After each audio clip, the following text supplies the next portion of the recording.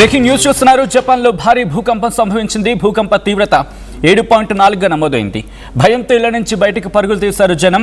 భూమి కంపించడంతో భయాందోళన వ్యక్తం చేస్తున్నారు. దానికి సంబంధించిన బ్రేకింగ్ న్యూస్ చూస్తున్నారు. జపాన్లో భారీ భూకంపం సంభవించింది. రిక్టర్ స్కేల్పై 7.4గా నమోదైంది. విజువల్స్ మీరు చూస్తున్నారు. ఈ కథనం మిమ్మల్ని కాస్త కలవరపరచవచ్చు. అయితే మిమ్మల్ని కలవరపాటుకు గురి చేయడం ఆర్టీవీ ఉద్దేశం కాదు. కానీ ఇటువంటి కథనాలు చూసినప్పుడు కాస్త కలవరపాటుకు గురయ్యే అవకాశం ఉంటుంది. కాబట్టి దీనికి సంబంధించిన జాగ్రత్తలు తీసుకోవాలని ఆర్టీవీ సూచించడం జరుగుతోంది. This is a disturbing content. వీరి డిస్క్రిప్షన్ ఇస్ హైలీ అడ్వైజ్డ్. ఇళ్లలో ఉన్న వాళ్ళు ఒక్కసారిగా భయభ్రాంతులకు గురయ్యారు. ఇళ్లలోనే కాదు, ఆఫీస్లో ఉన్న వాళ్ళు అందరూ కూడా ఎప్పుడైతే ఈ భూకంపం సంభవించిందని తెలిసిందో వెంటనే వాళ్ళు అక్కడి నుంచి బయటకు వచ్చేశారు. బయటకు వచ్చి ఆ ప్రాంతాన్ని ఫస్ట్ విడిచిపెట్టేశారు. సాధారణంగా అక్కడ ఎలా ఉంటుందంటే స్ట్రక్చరల్గాను భూకంపం వస్తే తట్టుకొని నిలబడేలా అక్కడ స్ట్రక్చర్స్ ఉంటూ ఉంటాయి. అక్కడ కన్స్ట్రక్షన్స్ కూడా అదేవిధంగా జరుగుతూ ఉంటాయి. బట్ అందరికీ పూర్తిగా వచ్చే అనుమానం ఏంటంటే అసలు జపాన్లో ఎందుకు ఇంత భారీగా భూకంపాలు సంభవిస్తాయి? కారణం ఏంటంటే జపాన్ భూకంపాలు అనేవి అక్కడ సర్వసాధారణం. అవి వచ్చేవి కూడా చిన్నగా రావు. ప్రపంచంలోనే అత్యంత శక్తివంతమైన భూకంపాలు కూడా ఇక్కడ ఎక్కువ జరుగుతూ ఉంటాయి. ఎందుకంటే కారణం ఇక్కడ జపాన్ భౌగోళికంగా ఒక డేంజర్ జోన్లో ఉంది. ఒక ఎర్త్ క్వేక్ ప్రోన్ జోన్. మీరు చూడొచ్చు, ఎర్త్ క్వేక్ వచ్చిన తర్వాత ఇంట్లో ఉన్న సామాన్లన్నీ కూడా చెల్లాచెదురుగా పడిపోయాయి.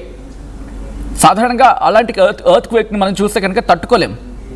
బట్ అక్కడ కన్స్ట్రక్షన్స్ కూడా, అక్కడ జరిగే కన్స్ట్రక్షన్స్ కూడా వాటికి తదనుగుణంగానే ఉంటూ ఉంటాయి. అంటే చిన్న చిన్న బీటలు రావచ్చేమో, కానీ మీరు చూడొచ్చు ఎట్లా బీటలు బారిపోయి ఏకంగా బిల్డింగ్స్. ఆ క్రాక్స్ మీరు చూడొచ్చు. భూమి కూడా ఒక్కసారిగా చీలిపోయినట్టు అయిపోతూ ఉంటుంది. బట్ ఏంటంటే ఎటువంటి ప్రమాదం అంటే సాధారణంగా ఒక 9 లాంటి పరిస్థితులు వస్తే తప్ప 6 లేకపోతే 7 తీవ్రత వరకు కూడా తట్టుకొని నిలబడేలా అక్కడ కన్స్ట్రక్షన్స్ జరుగుతూ ఉంటాయి.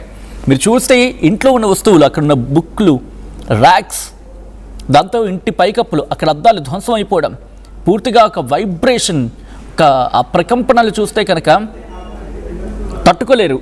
బయట వాళ్ళు ఎవరు కూడా తట్టుకోలేరు. అఫ్కోర్స్ జపాన్ వాళ్ళే తట్టుకోవడం కష్టం. అది దట్టు 7.4 తీవ్రత. గత కొన్ని రోజులుగా వీటి గురించి మాట్లాడుకుంటున్న సందర్భం కూడా మీరు చూస్తే కనుక జపాన్లో ఆ ఎర్త్ క్వేక్, ఆ రెడ్ జోన్ గురించి మాట్లాడుకుంటున్నారు, ఎల్లో జోన్స్ గురించి మాట్లాడుకుంటున్నారు. అండ్ ఇక్కడ పసిఫిక్ రింగ్ ఆఫ్ ఫైర్ అని ఉంటుంది. సాధారణంగా 4 టెక్టానిక్ ప్లేట్స్ ఉంటూ ఉంటాయి. ఆ 4 టెక్టానిక్ ప్లేట్స్ ఇక్కడ కలుస్తూ ఉంటాయి. Pacific plate, Philippines plate, Eurasian plate, north American plate. ఈ 4 ఉంటాయి. అయితే ఈ ప్లేట్స్ ఒకదాన్ని ఢీకుంటూ ఉంటాయి. దానివల్ల ఏమవుతుందంటే ఎనర్జీ స్టోర్ అవుతుంది. ఆ ఎనర్జీ స్టోర్ అయిన ఎనర్జీ ఒక్కసారిగా రిలీజ్ అవుతుంది. అది భూకంపానికి దారితీస్తుంది. అండ్ జపాన్కి సంబంధించి జపాన్ ఎర్త్ క్వేక్ డీటెయిల్ మాట్లాడుకుంటే Japan earth quake metrological agency ఏం చెప్తుందంటే అఫ్కోర్స్ 7.5 తీవ్రత వచ్చిన తర్వాత మ్యాక్సిమం సిస్మిక్ ఇంటెన్సిటీ 5+ అంటే అర్థం చేసుకోవచ్చు. అక్కడ 1:23 నిమిషాలకి, మన కాలమాన ప్రకారం 1:23 నిమిషాలకి అక్కడ ఈ భూకంపం సంభవించింది. ఆ తర్వాత 2 గంటలకు కూడా కంటిన్యూ అయింది. 2 గంటల ప్రాంతంలో కూడా 4.6 తీవ్రతతో భూకంపం వచ్చింది. అండ్ అలాగే 2 గంటల 2 నిమిషాలకి ఇంకొకసారి సానరికు అనే ప్రాంతంలో, ఆ కోస్టల్ ఏరియాలో 5.4 తీవ్రతతో 2 సార్లు భూకంపం సంభవించింది అక్కడ. అండ్ ఈ 7.5 తీవ్రతతో మనం మాట్లాడుకున్నాం కదా, దాదాపుగా 5 సార్లకు పైగా అక్కడ భూకంపం సంభవించింది అనేది జపాన్ మెట్రలాజికల్ డిపార్ట్మెంట్ చెప్తున్నమాట. ఇది నేను చెప్తున్న మాట కాదు. ఏకంగా జపాన్ మెట్రలాజికల్ డిపార్ట్మెంట్ చెప్తోంది. అండ్ దాంతోపాటు ఇంకా ఏముంటుంది, అండ్ ఇప్పటికి కూడా ఇన్ఫ్యాక్ట్ మనం మాట్లాడుకుంటూ ఉన్నాం, 2 గంటల 30 నిమిషాల ప్రాంతంలో కూడా అక్కడ భూకంపం సంభవించింది. మ్యాగ్నిట్యూడ్ 4.4గా నమోదైంది. అంటే అర్థం చేసుకోవచ్చు అక్కడ ఎటువంటి పరిస్థితి ఉంది అనేది. అండ్ దీంతో పాటు ఇంకా డీటెయిల్గా మాట్లాడుకునే ప్రయత్నం చేద్దాం. బట్ అంతకన్నా ముందు ఆ విజువల్స్ మీరు చూస్తున్నారు. జపాన్లో ఎటువంటి భూకంపం సంభవించింది అనేది, ఆ భూకంపం ధాటికి అక్కడ ప్రజలు భయభ్రాంతులకు లోనయ్యారు. గత కొద్ది రోజులు అక్కడ భూకంపం సంభవిస్తూనే ఉంది. కానీ ఈ మధ్యకాలంలో చూసుకున్నప్పుడు, అంటే 20వ తారీఖున కావచ్చు, అంతకన్నా ముందు ఈ మధ్యకాలంలో ఇంత తీవ్రతతో ఎప్పుడు రాలేదు. అండ్ నగానో అని చెప్పి ఒక నార్థన్ నగానో ప్రిఫెక్చర్ అని చెప్పి అక్కడ ఉంది. అక్కడ 5 తీవ్రతతో వచ్చింది. దాంతోపాటు కురులే ఐలాండ్స్లో 10 గంటల ప్రాంతం 18వ తారీఖున 5.8 తీవ్రతతో వచ్చింది. ఆ తర్వాత అదే నగానో ప్రిఫెక్చర్, నార్థన్ నగానో ప్రిఫెక్చర్ దగ్గర 5.1 తీవ్రతతో వచ్చింది. అంతే తప్ప అంతకు మించి లేదు.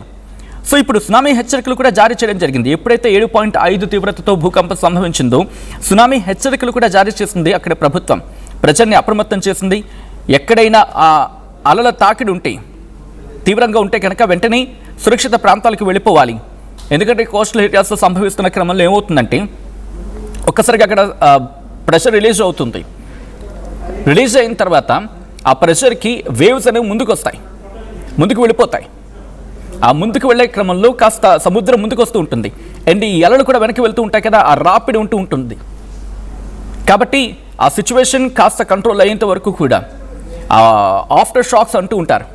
అంటే 7.4 అంటూ ఉన్నారు, బట్ 7.5 అంటోంది ఏకంగా జపాన్ మెట్రలాజికల్ ఏజెన్సీ. వాళ్ళు చెప్తున్న మాట, నేను అంటున్న మాట కాదు. అండ్ సునామీ హెచ్చరికలు కూడా జారీ చేసిన పరిస్థితి. అసలు సునామీ హెచ్చరికలు ఎప్పుడు జారీ చేస్తారు? సునామీ హెచ్చరికలు ఎప్పుడు జారీ చేస్తారంటే భూకంపం సంభవించిన తర్వాత దాని తీవ్రత 6 దాటితే, అండ్ అది కూడా అక్కడున్న పరిస్థితుల రీత్యా అక్కడ ఎటువంటి సిచ్యువేషన్స్ ఉన్నాయి, అండ్ దాంతోపాటు అక్కడ మ్యాగ్నిట్యూడ్ డిపెండెన్సీ అంటే 6 తీవ్రతతో సునామీ హెచ్చరికలు జారీ చేయొచ్చా, లేకపోతే ఇంకా ఎక్కువైతేనే సునామీ హెచ్చరికలు జారీ చేయాలా అనేది వాళ్ళు క్యాలిక్యులేటివ్గా చూసుకొని వాళ్ళు హెచ్చరికలు జారీ చేయడం జరుగుతుంది. అండ్ ప్రస్తుతం అదే పరిస్థితి ఉంది జపాన్కి సంబంధించి. జపాన్ ఎర్త్ క్వేక్ ఒక్కసారిగా అందరినీ షాక్కి గురి చేస్తుంది. అక్కడ వాళ్ళందరినీ కూడా అక్కడ ప్రభుత్వం అలర్ట్ అయింది. సునామీ వార్నింగ్స్ కూడా ఇవ్వడం జరిగింది. లోతట్టు ప్రాంత ప్రజలను ఇప్పటికీ ఖాళీ చేయించడం జరుగుతోంది. అంతర్జాతీయ మీడియా కూడా ఇప్పుడు ప్రస్తుతం దాని మీద ఫోకస్ చేసిన పరిస్థితి ఉంది. ఎందుకంటే 7.5 తీవ్రత అనేది అది సాధారణ విషయం కాదు. దాంతోపాటు ఎవాక్యుయేషన్ వార్నింగ్ కూడా ఇవ్వడం జరిగింది, close to the affected areas అంటూ కూడా. దాంతోపాటు ఇంట్రెస్టింగ్ డెవలప్మెంట్స్ ఇక్కడ చోటు చేసుకుంటూ ఉన్నాయి. మ్యాగ్నిట్యూడ్ 7 ఆర్ అబవ్ అంటూ ఉంది ఏకంగా జపాన్కి సంబంధించి మాట్లాడుకునే క్రమంలో ఒక ఏడాది గురించి మాట్లాడుకుంటే. అండ్ గత 16 నెలల్లో ఇంత సివియారిటీ ఉన్న ఎర్త్క్వేక్ అనేది ఈ మధ్యకాలంలో రాలేదనేది ఇంటర్నేషనల్ మీడియా కోట్ చేస్తూ ఉంది. ఏడాదికి ఒక్కసారి ఇటువంటి ప్రమాదాలు జరుగుతూ ఉంటాయి, ఇంతటి ప్రమాదకర భూకంపాలు సంభవిస్తూ ఉంటాయనేది ఇంటర్నేషనల్ మీడియా కోట్ చేస్తూ ఉంది. దాదాపుగా అక్కడ వచ్చే ఎర్త్క్వేక్లో 10% మ్యాగ్నిట్యూడ్ 10% అనేవి 6 ఆర్ హయ్యర్ దెన్ ప్రపంచవ్యాప్తంగా వచ్చే 6 లేదా అంతకు మించిన భూకంప తీవ్రతతో వచ్చే భూకంపాలు 10% జపాన్లోనే ఉంటాయట. అండ్ 7.6 తీవ్రతతో 2025 డిసెంబర్లో వచ్చింది. అండ్ 2011 తోహోకు ఎర్త్క్వేక్ ఏకంగా 9 తీవ్రతతో వచ్చినప్పుడు అది సునామీకి దారితీస్తుంది.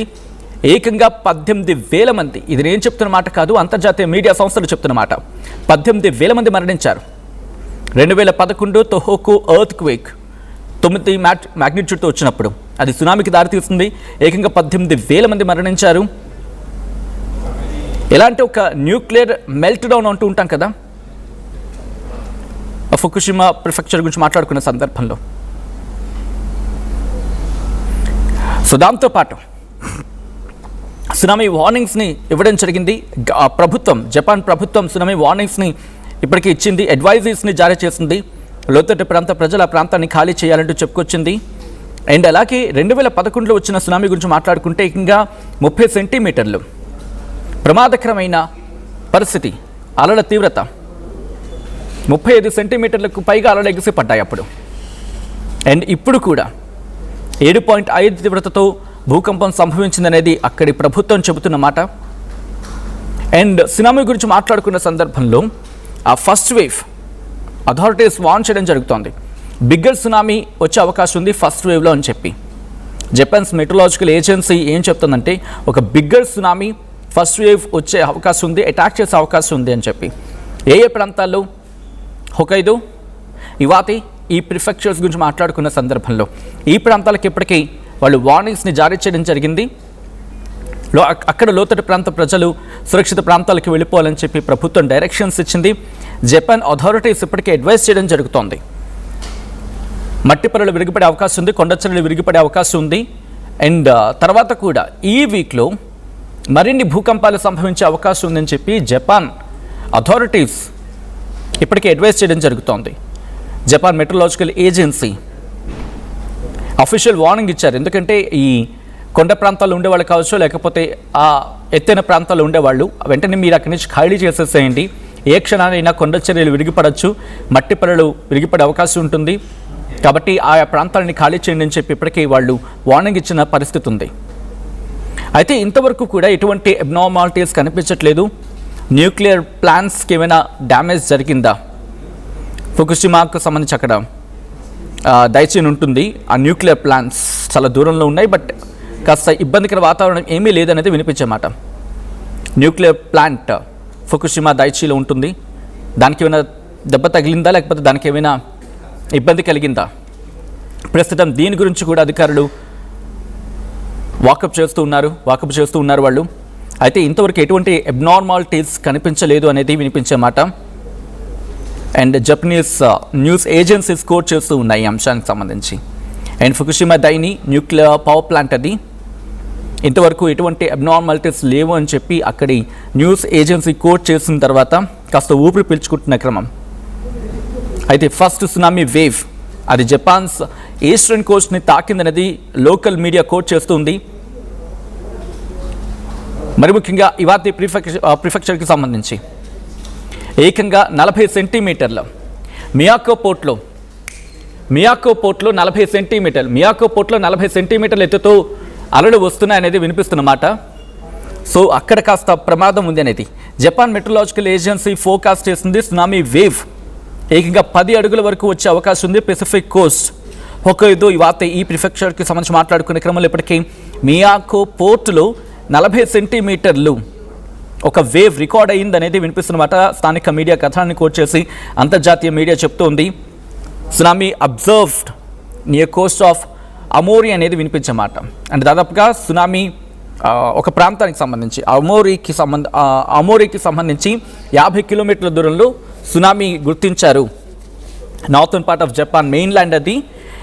కంట్రీ పబ్లిక్ బ్రాడ్కాస్టర్స్ ఇది కోట్ చేస్తున్నాయంటూ చెప్పుకోవచ్చు అనమాట. ఆ ఇంటెన్సిటీ ఉంది. సునామీ హెచ్చరికలకు వెళ్ళిందంటే కనుక అర్థం చేసుకోవచ్చు.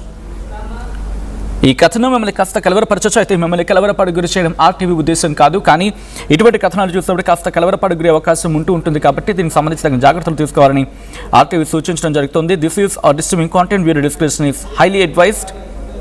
ఒకసారి ఆ విజువల్స్ చూద్దాం.